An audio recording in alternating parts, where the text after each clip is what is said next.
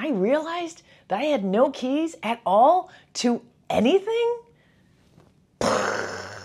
17 years ago, I sold everything I owned in Canada to embrace a lifelong dream I had of traveling the world long term. A lot of things have changed in the last 17 years, but I am still a career traveler. Selling everything to travel full time was one of the most difficult and cathartic things that I've ever done. And to this day, I am a different person because of it. In this episode, I'll share why I sold everything instead of some of the alternatives, how I downsized, mistakes I made, tips for doing it yourself, and some of the outcomes of the process that I totally didn't predict. Let's do this.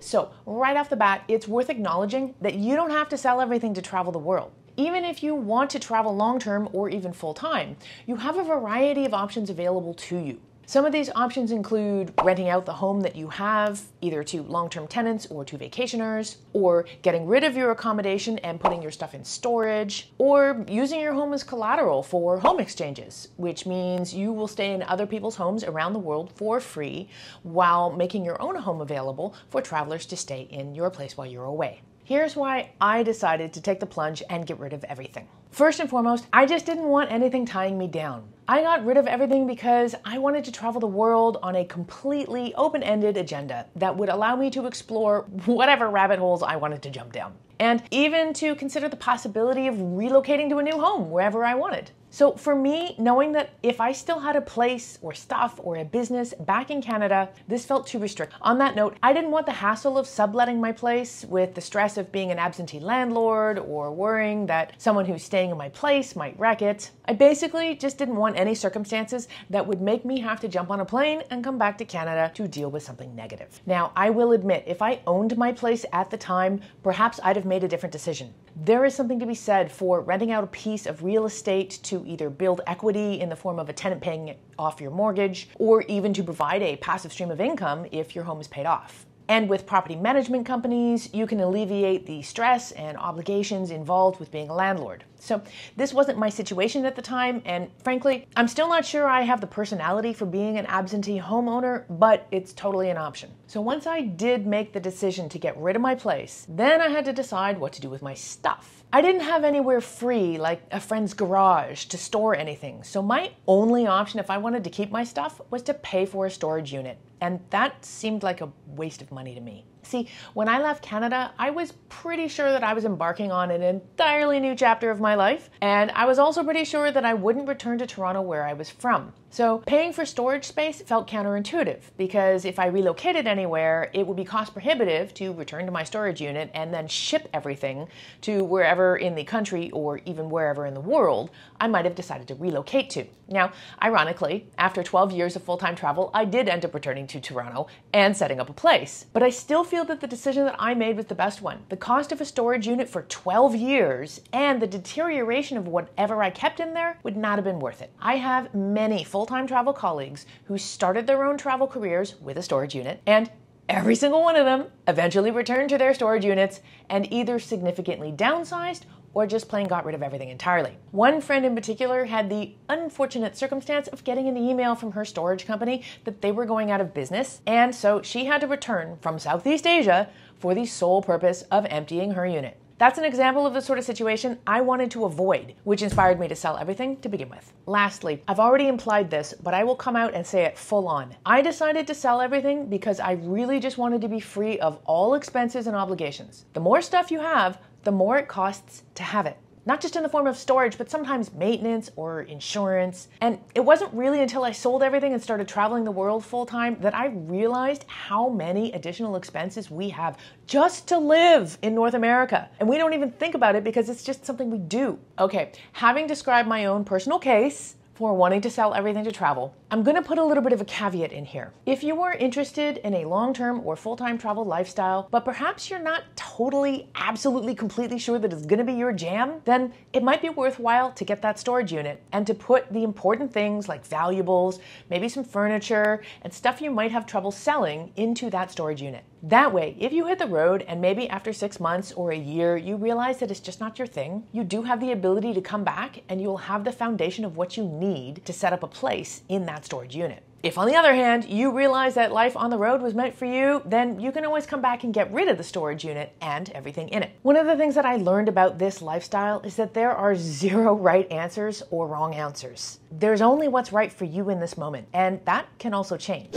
So, with a mission to get rid of everything, here's exactly how I went about downsizing for full-time travel. The first thing I did was to separate out the things that I wanted to keep, because selling absolutely everything is virtually impossible, or at least it was back in 2006. For example, the tax authorities in Canada require you to keep your last 7 years of tax returns. And in 2006, we weren't online in the same way that we are now, and the only copies of tax returns people had were paper copies. So I knew I had to keep at least a few pertinent documents like that. These days, I think it would be possible to digitize almost everything, but I still think it would be a challenge to not have anything. Anyway, I knew I had the possibility of storing a few boxes in a friend's crawl space. So I went through everything I owned and separated out the things that I considered to be priceless or irreplaceable. This included some really important souvenirs or mementos from previous world travels, family heirlooms, and my photo library, which I immediately set to digitizing. A few more things ended up working their way into the list of stuff I decided to keep, but ultimately, after separating these priceless or irreplaceable items out, the idea was that I was going to sell everything else. Here's exactly how I did that. First, I started with the big stuff. I created a spreadsheet and made a list of all the big things I had, like furniture, appliances, electronics, specialty items that were expensive or might take a while to sell. I made notes about each item, and I set a desired selling price for each. I created some extra columns in the spreadsheet where I could keep notes of who was interested in certain items and when they would come to pick them up. This became especially important because the number of people who came to my place to look at stuff and buy stuff quickly became overwhelming. Also, not everything could be sold right away because I needed certain things to live in the meantime. So in some cases, I struck deals with people that the couch, for example, was theirs, but that I could keep using it until I left. If I did not have that spreadsheet, I would definitely have lost track of all of this information. So after identifying the big stuff and creating the spreadsheet, I reached out to all of my personal contacts with an email that I was embarking on this new chapter of my life and that I was selling everything that I owned. This was especially handy because I had a pretty big list of about 300 people that included friends, people I'd been in musical theater productions with, business colleagues, and even some of my former clients. And this email gave me a chance to announce my big life change at one go. I attached the spreadsheet to the email so people could have a look at everything that I'm selling and express their interest. Now, if I had this all to do over again today with advances in technology, I would probably create a free web page or some kind of online document that included all the item information and pictures as well, and I'd have had a separate private spreadsheet for tracking the interest in the sales. After giving first dibs to my personal network, I listed the remaining major items on local online marketplaces. At the time, I used Kijiji and Craigslist, but today my first choice would probably be Facebook Marketplace. Now, here's the trick. Anybody who came to pick up an item, regardless of whether they were part of my network or somebody from a marketplace, was told when they arrived that everything was for sale. So basically, my place was a giant store. I asked if there was anything they needed or that they wanted in general, and if I had it, I gave it to them. And that included a lot of stuff: teapots, clothing, shoes, kitchen stuff, ornamental storage boxes, lights, knickknacks, all kinds of things that we don't think about until it's time to get rid of became useful items for other people who needed or wanted them. Consistently, people who came in to get one item left with way more than one thing. And this helped me get rid of some of the smaller stuff that I hadn't yet listed, and it was really easy. Honestly, this took care of the majority of my stuff. Letting people go shopping in my place was so useful in the downsizing process. So, inspired by this success, I started doing a few other things. For example, I had a closet party. This was really just an excuse to have a cocktail party with a bunch of friends before I left. But the party had a theme, which was that they could literally raid my closet and take whatever they wanted. And it wasn't just a closet either. I let them have free reign of the kitchen and the bathroom stuff and books and whatnot as well. I wasn't hosting these parties so much to make money from selling stuff. It was more about having a last hurrah with these people before I took off to travel. But most people offered to pay me anyway, and I just let them give me whatever they felt was fair for whatever stuff they were taking with them.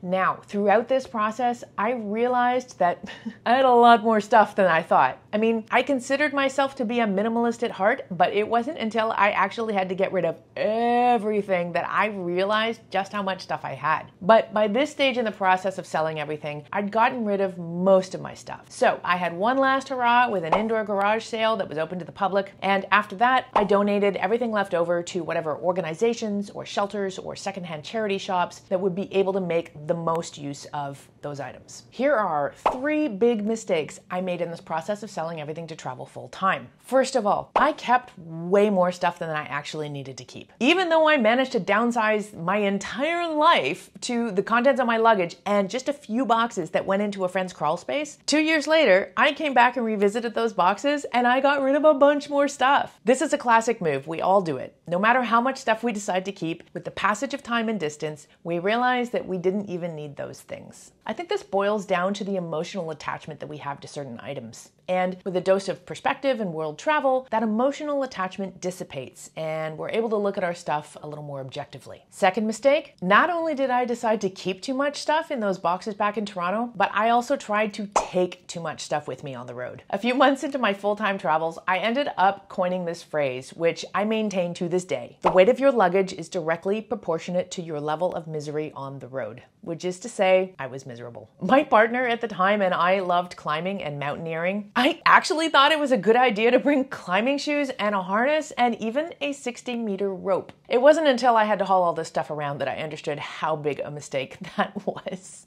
And as if all of that wasn't bad enough, the third mistake I made was to buy a bunch of stuff to travel with that I totally didn't need. I bought a voltage converter, which in 2006 was this expensive, gigantic brick of a thing that I only later realized was completely unnecessary for electronics. I even bought a solar charging panel, again, massive compared to what's available now because, I don't know, I thought maybe I'd be in the middle of the savannah somewhere and need to charge my laptop.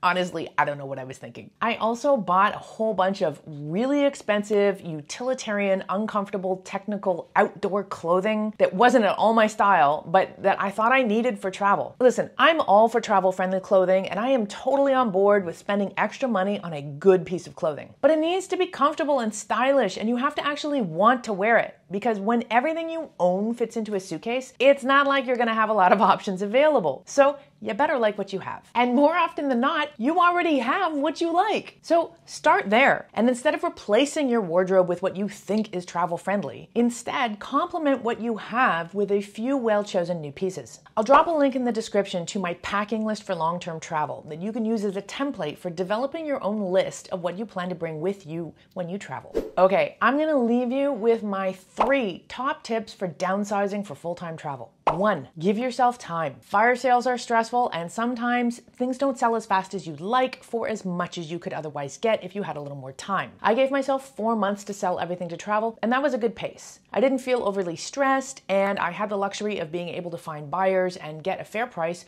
for some of the more specialty items I had. 2, set a deadline. Giving yourself time to sell everything is good, but giving yourself all the time means you'll procrastinate and get bogged down in the process. It's important to work towards a departure date so you can keep your motivation up and not have as many second thoughts about the process or get depressed because there's nothing to shoot for. 3, your stuff is not worth as much as you think. Because we have an emotional attachment to our stuff, we naturally value it higher than a stranger would. So be prepared to take a loss on pretty much everything compared to what you paid for it, but also be prepared for people to haggle, and sometimes insensitively so. When this process gets tough, just keep your eye on the ball. You're redesigning your lifestyle and you're embarking on an amazing new travel adventure. This too shall pass. When I was selling everything to travel full-time, I could not possibly have predicted how life-changing the experience would be. All of these years later, I have not an ounce of regret for deciding to sell everything to travel. It's one of the best things that I ever did. There are a few interesting moments that I had in this process that I'll leave you with. One was that moment when I'd done it. Everything was sold, I had my luggage in my hand, and I handed over my apartment key to the landlord, and I realized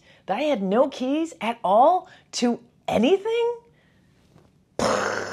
It was so weird. I spent my entire lifetime with at least one key, and often an entire ring full of them. To have no keys at all felt so liberating. Also, no bills, no car insurance, no house insurance, no cable bill, no electricity, no water bill, nothing. I didn't even have a cell phone bill because, well, I'm dating myself now, but cell phones weren't really a thing in 2006. Even today, the only bills that I have that relate to my travel lifestyle are my long-term travel medical insurance and my international data SIM card. That's it. Okay, here's my final observation, and I totally didn't predict this. Not only did all of my expenses go down for lack of having any bills, but my consumerist lifestyle came to a screeching halt. When everything you own fits into a bag, it's not like you can buy stuff. So anytime I did buy something, it had to replace something else in my bag, which meant I had to put a lot of consideration into anything that I decided to buy. It not only saved me a truckload of money, but it made me a lot more aware of just how much we buy things unconsciously. This is one of the reasons why I say that selling everything to travel full time has left such a mark on me. Because 12 years later, when I returned to Toronto to set up a home base again, I was still a minimalist at heart. And this allowed me to curate only the things that would enhance my life and lifestyle, rather than simply filling the space for the sake of filling it. Now, I'm not gonna lie,